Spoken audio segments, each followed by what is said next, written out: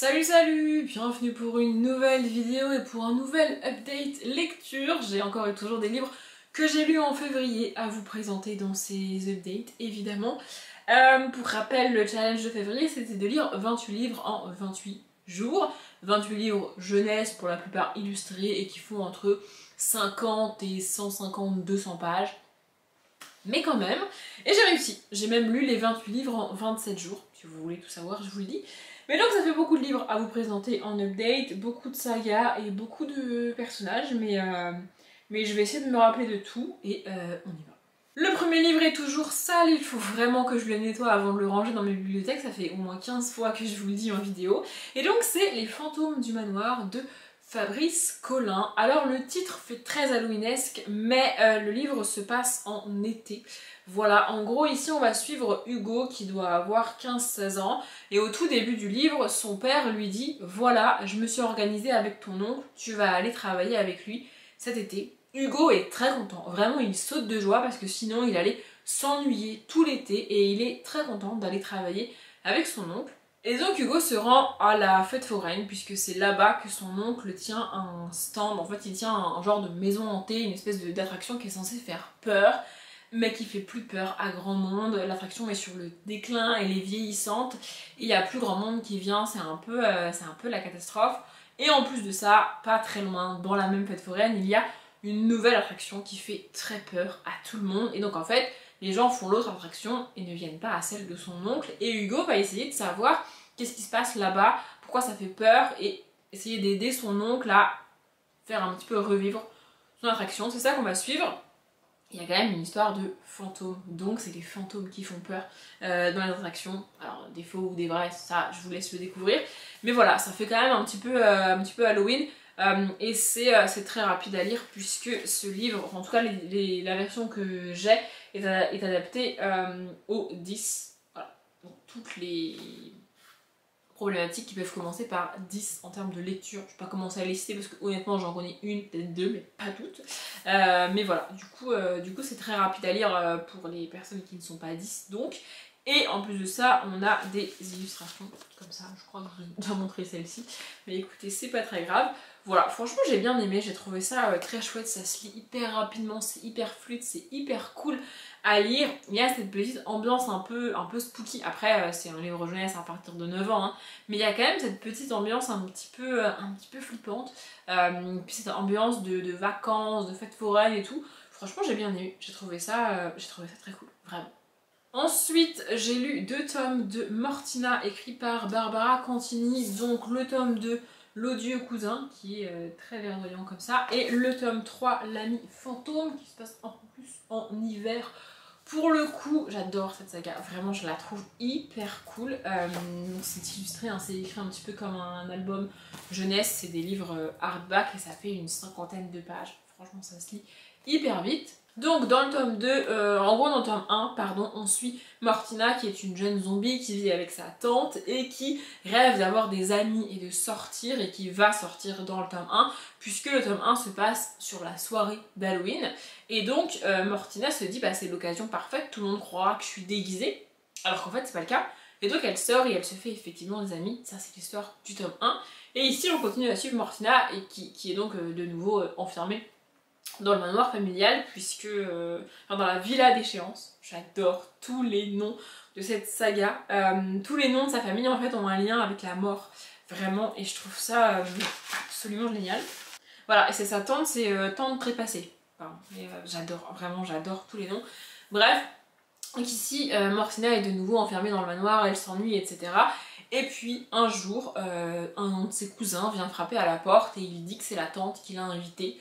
La tante est pas disponible pour le moment, elle est en train de s'occuper de ses plantes, etc. Enfin bref, faut pas la déranger, donc ils vont pas la déranger. Mortina trouve bizarre que la tante ait invité son cousin, mais elle se dit pourquoi pas, après tout, je m'ennuie toute seule, il est là, et donc on va pouvoir jouer tous les deux. Ensuite, il y a aussi ses autres amis qu'elle a invités pour un goûter spécial, etc. Donc ça va être une après-midi très chouette, un goûter très sympa, sauf que rien ne se passe comme prévu. Vraiment, j'ai adoré ce tome-là, j'ai trouvé ça très cool. Et ouais, franchement, j'adore cette saga. Je vous les remonte, mais vraiment, je trouve les objets livres magnifiques et c'est très chouette à lire. Vraiment ça se lit hyper rapide et à lire à un enfant ou à faire lire à un enfant c'est vraiment parfait. C'est censé faire un peu flipper. En fait on suit des gens, des zombies etc. Mais ça fait pas trop peur non plus. Les zombies sont gentils, vous voyez. Bref, et donc dans le tome 3 qui s'appelle L'ami fantôme, Mortina va effectivement découvrir que il y a un fantôme qui se balade dans le coin, sauf que le fantôme a besoin d'aide parce que il sent bien qu'il est en train de disparaître et il n'a pas envie de disparaître. Donc Mortina va essayer de comprendre pourquoi il disparaît et de l'aider. Et donc il y a une espèce de petite enquête. Franchement j'ai adoré, vraiment j'ai adoré, je pense que j'ai préféré ce tome-là à ce tome-là. Mais je trouve ça génial, vraiment j'adore cette saga, il faut absolument que je m'achète la suite et que j'avance parce que je les trouve géniaux. Voilà, tout simplement. Ensuite j'ai avancé dans la saga aux douceurs enchantées de Aurélie Gerlach et illustrée par Maude Béjon. Donc j'ai lu le tome 3 aux douceurs enchantées, non le tome 3 pardon. Le gâteau miroir et le tome 4 qui s'appelle Les bonbons de bonne aventure. Et je l'ai dit en vlog, j'aime bien cette saga, je trouve ça sympa mais sans plus. Et j'arrivais pas à savoir ce qui manquait. Et avec le tome 4, j'ai compris ce qui manquait. En fait, dans les 3 premiers tomes, on suit principalement Candy, donc qui va apprendre et découvrir que sa famille est historiquement une grande famille qui fait de la pâtisserie, qui fait aussi de la magie. Pas tous les membres de la famille, mais certains membres de la famille ont de la magie en eux, et quand ils font de la pâtisserie, bah, en fait c'est des pâtisseries magiques, et donc elle va apprendre ça avec sa grand-mère. Mais dans les 3 premiers tomes, on est vraiment centré sur Candy, qu'est-ce qu'elle pense, qu'est-ce qu'elle veut, qu'est-ce qu'elle fait, où elle va. Il n'y a pas tant la relation avec sa grand-mère, pas tant la relation avec ses parents, et pas vraiment d'autres personnages. Et du coup, c'est très auto-centré hein, sur ce qu'elle veut, ce qu'elle dit, ce qu'elle fait, ce qu'elle pense, où elle va, etc. Et Candy est très sympathique, hein, je dis pas, mais c'était pas... il manquait quelque chose. Vraiment, je trouvais qu'il manquait quelque chose. Et dans le tome 4, Candy va se rapprocher d'un autre personnage de son âge qu'on a rencontré, je crois, dans le tome 2. Mais ça met un peu de temps avant que ce personnage prenne de l'importance, avant que Candy se dise « Ah tiens, peut-être que je pourrais me rapprocher de lui, on a le même âge, tout ça, tu vois. » Elle met vraiment du temps. Et dans le tome 4, ce personnage, donc qui est un personnage masculin de l'âge de Candy, va prendre plus d'importance et ça, en fait, ça va changer la dynamique en fait ça va changer la dynamique de la saga puisque on a une vraie relation entre Candy et un autre personnage. On a quelque chose de tangible à suivre et à lire. C'est plus juste Candy et son petit monde quoi. Je sais pas si vous voyez ce que je veux dire. Mais voilà, en gros, c'est l'histoire de Candy et de sa famille, certes, mais c'est bien qu'il y ait d'autres personnages autour d'elle et une dynamique d'amitié, un duo plus que Candy parce que Candy elle-même, moi ça me suffisait pas en fait. Voilà, je vais vous montrer, c'est aussi, ces livres sont aussi illustrés. Voilà, on a des illustrations comme ça, on a aussi des illustrations plus petites. Après, c'est une chouette saga à suivre, c'est juste que, je sais pas, je trouvais qu'il manquait un petit truc, c'est arrivé enfin dans le tome 4, donc j'espère que ça va se poursuivre comme ça sur toute la saga, que je vais continuer évidemment. Je crois pas que le tome 5 soit sorti, je pense qu'il y en aura un, hein, mais je crois qu'il n'est pas encore sorti. Et c'est ça, dépôt légal avril 2024 pour le tome 4, donc je pense que le tome 5 devrait plus trop tarder s'il y en a un, et j'espère qu'il y en aura un parce que pour moi c'est à partir du tome 4 que ça devient vraiment intéressant, donc j'aimerais pouvoir continuer. Et enfin le dernier livre pour cette saga c'est le tome 3 de Amelia Fong, donc l'anniversaire tout moisi de Laura Hélène Anderson que j'ai tout simplement adoré. J'ai eu un peu peur parce que je pensais avoir tout deviné. Et je trouve ça un peu dommage, même en jeunesse, quand je devine tout comme ça. En fait, deviner, ça me dérange pas, mais deviner très longtemps à l'avance, ouais, je trouve ça un peu dommage. Genre là, au bout de, je sais pas, une vingtaine de pages, je croyais avoir deviné la fin. Alors en fait, pas du tout. Et donc ça, c'était très chouette de me faire avoir. Ici, en gros, on suit Amelia Fong, qui est une petite vampire. Elle vit avec ses parents vampires, et elle vit avec d'autres monstres. Ils aiment pas qu'on dise que ce sont des monstres, mais elle vit avec d'autres créatures comme ça. Dans le monde de la nuit, donc elle va à l'école la nuit et puis elle dort le jour et tout le monde fait comme ça. Et dans ce tome là, c'est donc son anniversaire. Sauf que Amelia est une...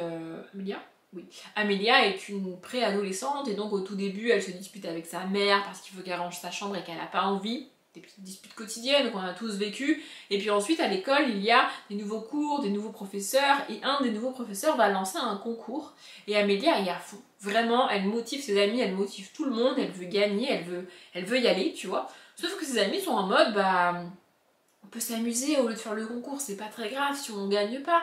Et elle est pas d'accord, elle veut vraiment gagner, elle veut vraiment y aller à fond, du coup, elle se chamaille un petit peu avec ses amis.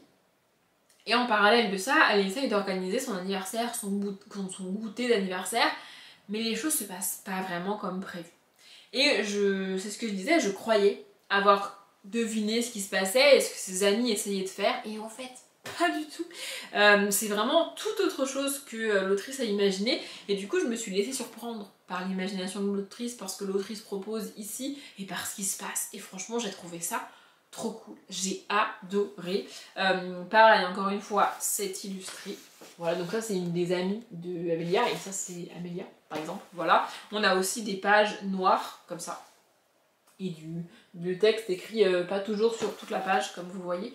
Vraiment, j'adore les objets livres, j'adore les illustrations. C'est un peu illustré à la Tim Burton, ça fait un peu penser à ça. Je trouve ça très cool, vraiment.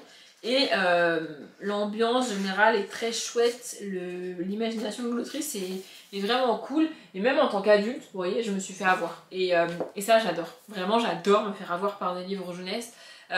Encore une fois, deviner la fin d'un livre jeunesse, ça me dérange pas. Mais au bout de 20 ou 30 pages, avoir deviné la fin, ça me fatigue parce que du coup, il y a plus grand intérêt à lire la suite du bouquin et il me reste quand même les 3/4 du livre à lire. Vous voyez ? Ça me gonfle quand je devine aussitôt. Et là, comme j'ai cru que c'était le cas, j'étais un peu en mode oh bah c'est dommage. Et je me suis pris une claque encore plus violente parce que j'étais sûre d'avoir deviné et en fait pas du tout. Enfin bref, j'adore cette saga. Je crois que je me suis acheté le tome 4 déjà.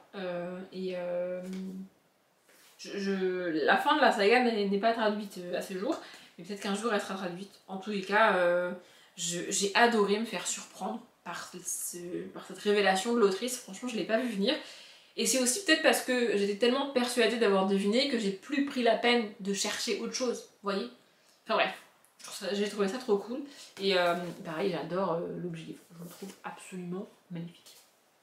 Je vous ai montré tous les livres pour aujourd'hui, j'ai encore d'autres livres que j'ai lus en février à vous montrer en update, mais ça sera pour une prochaine fois. Là, je vais m'arrêter là, j'espère que la vidéo vous a plu. Comme d'habitude, je vous souhaite une bonne journée, un bon après-midi, un bon appétit ou une bonne nuit, et je vous dis à bientôt.